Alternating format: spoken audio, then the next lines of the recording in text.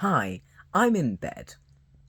And 6 years ago, I made a very terrible YouTube video that was half hour long, talk about David Walliams' world. Well, the world of David Walliams at Alton Towers, because it was pretty much just officially announced. We had rumours about it long beforehand, but I chose not to believe them until the official news was out.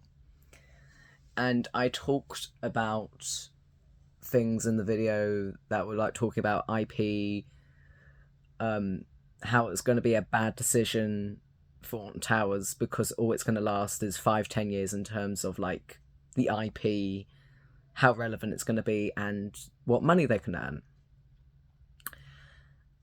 And the World of David Walliams opened in May 2021. And since the news yesterday about him being dropped from his publishers due to inappropriate behaviour, which, in all fairness,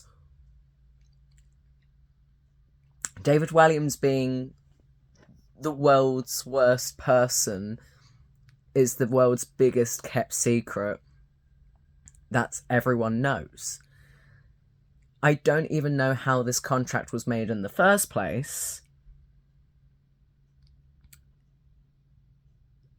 I don't even understand how it was made in the first place. So yes, I was correct that this land is going to be closed within the first 5 years, because it's now been 4 years. And if they open up the World of David Walliams next season, that would be a very, very bad decision for Alton Towers to make. Hi, my name is Henry, and I've been a theme park enthusiast since forever. It's been a long time.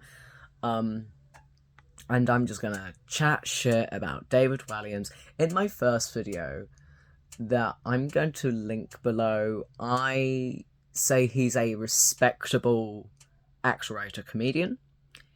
And the thing is, he is/was a respectable actor, writer, comedian.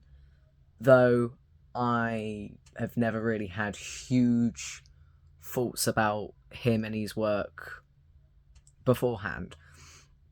I mean, growing up, I remember watching a little bit of Little Britain. And I also remember throughout high school watching Come Fly With Me, which was something that a lot of us all watched and we all quoted and thought was funny at the time. Another thing I'm going to say about the video that I'm going to link is that I do a black scent twice, and I've just sat and rewatched it and I completely forgot I did that. I'm going to completely apologise for said black scent. Black scents are racist, they're inappropriate, even for 6 years ago. It's anti-black racism. I should not have done that. I'm very upset that I did do it, and I'm shocked that I never realised that I did do it and haven't apologised for it. So I'm going to apologise. This is me apologising for it now. Racism and black sense and blackface, and like black voice, brown voice, etc. are not acceptable. They're not things that we should be doing in private, in public, as content creators, as anything. And I truly, truly apologise for any and all hurt and upset I have caused. That won't be happening again. I'm so sorry. Because there's a difference between saying, yo, come on, to the sentences I was saying, saying yo in a obvious African American,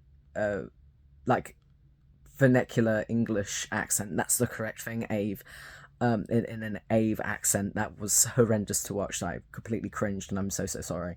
And I also apologize for any misuse of Ave and any other video or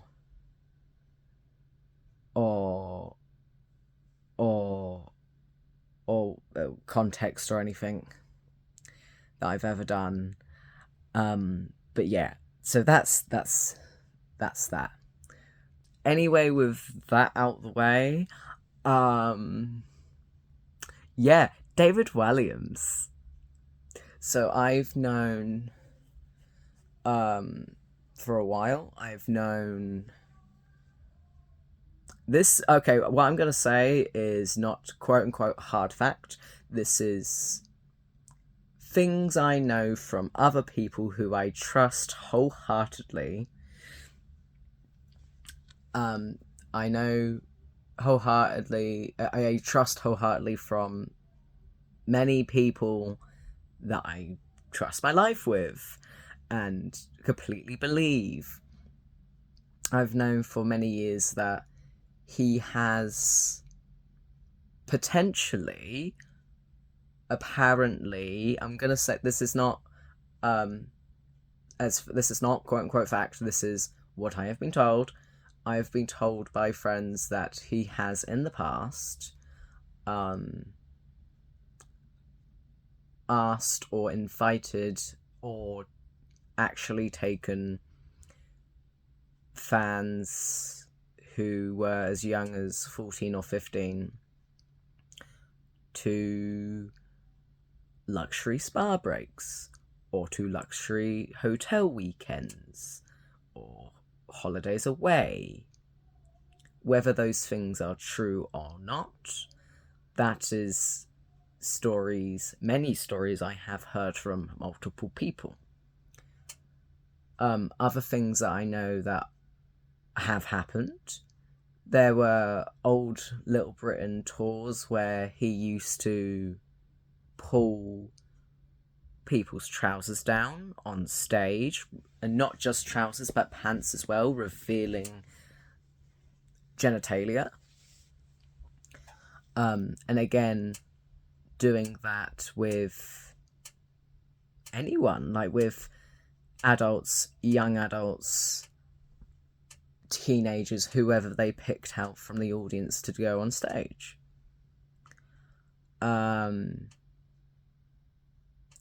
I know that there's many stories of bad behaviour and assaulting behaviour.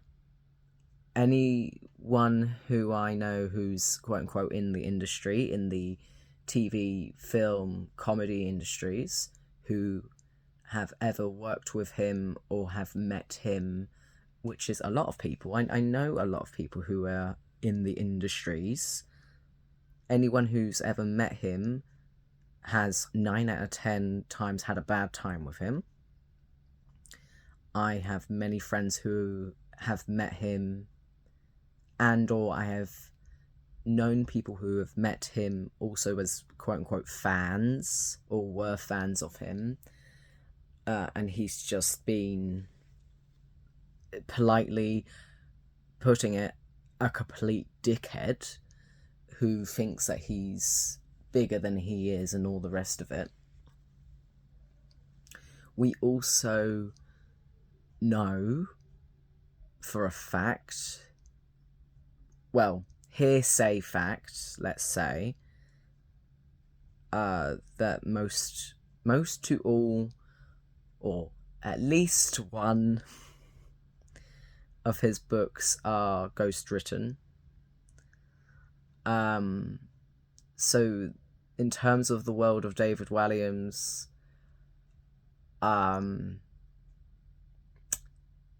most of his stuff's not even written by him. In terms of the world of David Walliams, we're celebrating work that's not even his. There's also a lot of other bad shit, in terms of, like, when he does charity events and whatnot. Apparently, a lot of the private charity events, galas he does. Apparently he's not very PC at them, and it's not just me saying PC gone madness or woke gone mad or what have you. It's beyond what you would joke about with regular people in regular society. Something I will link is a YouTube video I have seen recently to back up extra evidence of this, and claims and whatnot. And I have so many friends who aren't even fans of his or interested in his work, etc., or used to be interested in his work until they met him, just know that he's always been not a nice guy. No, he's always been, I hate to say the word Nancy, but what other words am I going to say? You know, Epstein-listy? Like, you know, I think a lot of people in the industries have known that he's not great. And we've always known that he's not great. Look at Little Britain, look at Come Fly With Me, the amount of black, brown and Asian face that went on and was just not told no. The amount of like ableism that went on and was just never told no. The amount of transphobic and homophobic jokes that went on and was never told no. And that's another thing I'm going to chat on about, is that his fake, overhyped, over-campness for TV has always been such an act, and that's never sat right with me. Never sat right with me at all, ever. I don't like the fact that for things like Little Britain, etc., he's always played it gay. He's always played it like, oh, he's a fully gay man. He's like, when he was a judge on Britain's Got Talent, he fully played it gay. He fully played it camp. He was the atypical, you know, pansy, sissy, what have you. He was playing it feminine, he was playing it camp, he was all over Simon. That was the act. The gag was, the joke was that he was gay for Simon. That was the joke. The joke over and over and over again was that he was a camp old gay boy. That's not funny. It's not funny if you're, like, especially if you're not gay. And something I'm going to say is that what I'm saying doesn't eradicate the fact that he's bisexual, pansexual, etc. He's gone through a lot of, like, IDs over the years. Like, growing up, I thought both David Walliams and Matt Lucas were both gay. I thought they were both gay. And then throughout high school, I thought, I thought he was bi, because I found out later that he had a wife, and that really surprised me. Really surprised me that he had a wife, because he's played gay on telly for so long. And it also makes me question, how does the wife feel about him playing gay for telly? Like, truly, how does she truly feel about that? Unless the entire thing is a front and it is a beard couple. If it's just a lavender/beard couple, right? But, like, in the year of our Lord 2025, why the fuck do you have to be a beard when it's perfectly not just accepted but legal to be gay in the UK, in Europe, and in America, etc. For the time being, it's currently legal to be gay, and it's, you know, fully legal to be married as a gay man. Like, if you are gay, be gay. I know sometimes it's not that simple and it's not that easy, but when you're a white, cis,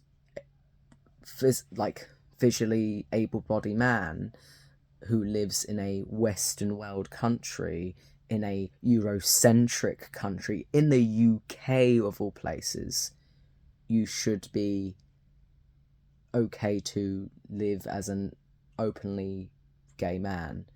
And the fact that his joke for the last 20 odd years is to play gay for the media has made me feel uncomfy this entire time. And I don't like that. And I've never liked that.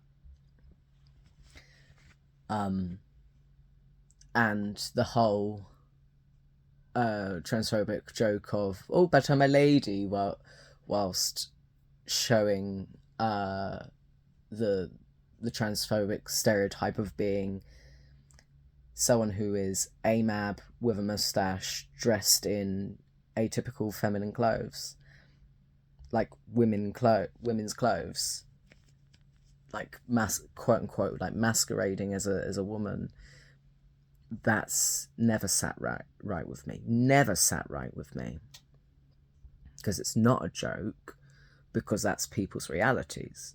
That is people's realities. There's many a trans person who don't want to shave. There's many a trans woman or femme, etc., who can't shave. And so on and so forth. And there's also many a cis woman, who do have facial hair, moustaches, and whatnot. And they get transmisogyny for it, and that's their life. That's their real everyday life. And the fact that whoever was in charge at the time allowed that to be put through should also be somewhat punished. But the fact is, both him and Matt Lucas wrote that over and over and over again and put it on telly. That's their fault. That's hugely their fault. I do love Matt Lucas. I love Matt Lucas to bits. But I can't sit and uphold people who allowed such behaviour to go on. But beyond Matt Lucas, we're not talking about that. We are talking about sexual assault allegations, which I'm pretty sure haven't been revealed about Matt Lucas yet. And I hope, touch wood, that doesn't happen to him. I mean, because at the end of the day, less the better.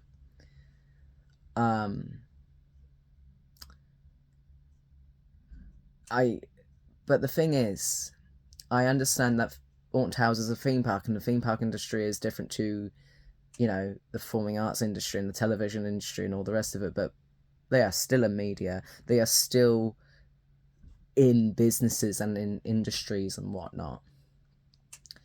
How and why they were allowed to even go ahead with doing the World of David Walliams, I do not know. How they just don't have their eyes open and ears open and didn't see or hear anything, it goes beyond me. How Alton Towers made this decision 6 to 7 years ago and not know or understand or be advised by anyone that David Walliams has got the worst kept secret against him, goes beyond me. How did they not, even without that, how do they not see it through, that completely changing Cloud Cuckoo Land into the World of David Walliams would do awfully in terms of making money and how long the land would be functional and relevant for. I said 6 years ago that the land won't be open for any longer than 5 to 10 years. And if they carry on next season and open the World of David Walliams, they are making a huge mistake. And if they do the correct thing and close it, then I was right. I was right 6 years ago. I was right 6 years ago. I should be hired by Merlin to be an advisor. 6 years ago, Merlin were doing somewhat alright. And now, as far as I know, Merlin are now minus $500 million. I don't understand how they are minus $500 million, but they fucking well are. This is now going to kill them even more if they have to completely cancel their contracts and not open the land next season and rush to find new theming, new IPs, new Stop buying IPs, because that's what's killing you. Because that's what's killing the fucking money. Just create your own intellectual property. Create your own ideas. And just retheme everything. Retheming Gangster Granny the Ride is going to take some time and some money. But if you... having anything in that land associated with David Walliams now is going to be final nail on the coffin. Final nail on the coffin. You can't be doing it. I'm being serious. Everything went weird in 2016. Everything went weird from the Smiler crash onwards. Everything has been going downhill for Alton Towers so slowly, and if, touch wood, and God forbid, David Walliams gets the Savile treatment,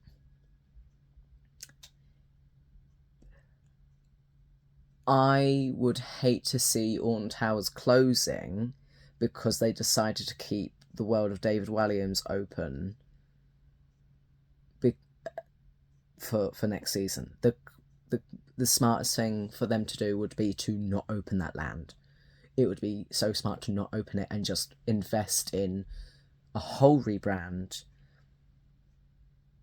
Perhaps just remove all the flat rides and just get something else all in new, so everything is not touched by Walliams. And just, obviously the dark ride of Gangster Granny, the ride is all in there now. It would cost a lot to change up, the entire ride system immediately, but, the ride system itself is fine. It's actually a really... It could be a really good ride system, but, the story of Gangster Granny, the ride, does not fit adults. It does not fit adults and parents anymore. It's also becoming an old story that it's no longer relevant. It's not relevant anymore. And also for a lot of people it's boring. I think it was good for what it is, but it's done and dusted now. Please, Alton Towers, just hire a writer to write a new story, write and create a whole new land with its own backstory and whatnot. Just hire a writer. Hire a writer or a team of writers and let them create something new and magical, and then you can build off that. If you can take someone's writing and build off that, that's fantastic. That would be fantastic. Look at the backlog of old ideas. Look at the backlog of old ideas that you want to do for things, for lands. Like I say in my old video, for X Sector, X Sector was supposed to be like this big old steampunk land. Like, I keep reiterating it. Do that. If that's one of your old ideas, take it, do it.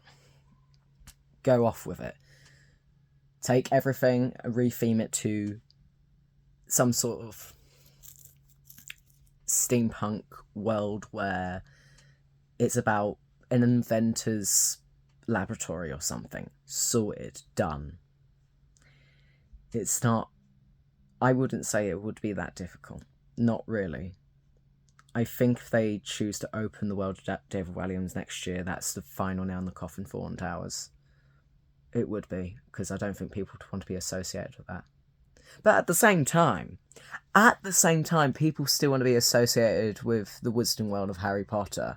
So, and that's run by a literal Nazi. So, I don't know. I don't think there's a lot Alton Towers could do to kill the theme park. But, you know, people are supporting the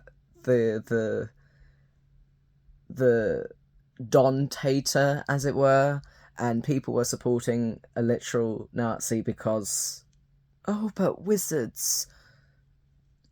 So yeah, I mean, a actual normal, straightforward thinking person would think, I don't want to associate myself with this because, ooh, bad person. But no, people are just insane at this moment in time. We all knew that the David Walliams world was going to be a huge downfall. We all knew that it was a quick cash grab for him.